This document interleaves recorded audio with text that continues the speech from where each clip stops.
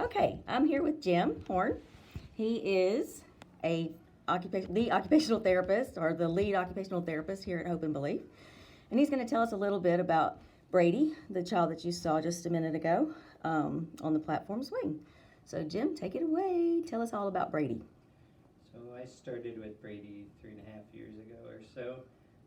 He's diagnosed with autism, stage 2, or however they say it now, class 2 or whatever. Level 2. There you go. Level 2.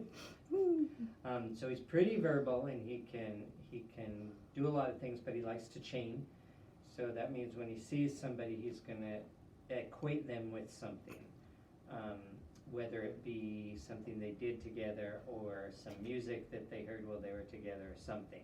So when Brady comes in, we've done a few different things. About a month ago, he was chaining.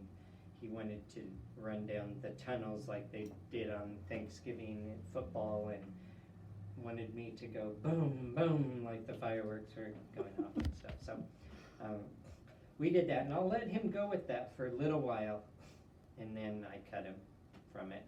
And I'm like, nope, we're only going to do it for 5 minutes, or, okay, we're all done after 3 times, and so I'll let him do that to keep his interest. But he'll do really anything I ask. If I say, we're going to go do therapy, he'll go, hey, and I'm like, stop, and then he'll go. If I want him to do coloring or writing stuff, he'll do that as well. And he has an ABA therapist that's with him at school. But what you saw today was chaining with a few things. He loves the golf clubs here and they disappeared, so he created a story that goes with that, and then he wants to repeat that. And then at the end he was doing Brady Claus, because like last week or 2 weeks ago he came in and I was going, here comes Brady Claus, here comes Brady Claus. So he remembers that. And he remembers the things that we've done and the noises I make, like if he almost falls off, I'll go, and he'll go, Mr. Jim, go. So anyway, he's a sweet kid and he's made a lot of progress. He's gonna be a very functional part of society and be able to go far places. He's super intelligent. So anyway, we just kind of work with that. I gave him a lot of sensory input. So usually when I'm doing his little scripts with him or his little stories, we're doing some sort of sensory input to give him that, because when I first started with him, he had a really hard time with regulation. Just would get overstimulated in a snap, but he's really good with that now. He can go to basketball games, he can go to football games and basketball games, or baseball games. His dad is a football coach, so he's learned to do those things, and he enjoys them, and he doesn't have to wear headphones anymore, and he doesn't get overstimulated while he's doing it. But if you look close, you can see, and he has a tough time in school with attention and focus. So I noticed when he was swinging, he would bang into things a lot. So on an assessment tool, which assessment tool, or did you use an assessment tool? There's the sensory profile 2, and there's now the SPM 2. Mm-hmm. That you can kind of tease some of those out. Some have straight sections that deal with proprioception, some have motor planning, depends on which test you're using.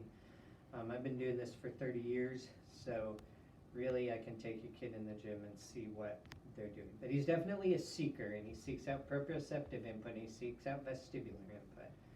He also seeks out auditory input, which is why he talks so much. Like he likes to hear himself talk. So he definitely is still a seeker, but he doesn't seek out as much input as he used to seek out. So we see a lot of those kids. I don't use a lot of testing materials with them because most insurance companies aren't going to approve a child just based on their sensory needs. It needs to be affecting some other functional area of their development. And his is fine motor and attention and focus. So that's what I was going to ask next. So your goals for him are more, are they more social based? I have a social goal, I have a regulation goal, I have a motor planning goal, fine motor goal, grasp, attention on fine motor activities. And then we had a self-care goal, but he met all those. So he's independent with his self-care as far as toileting, yeah, dressing. Help wiping, but other than that, he's good. Okay. Awesome. Well, thank you so much for filling us in on Brady, and we will get to work on his.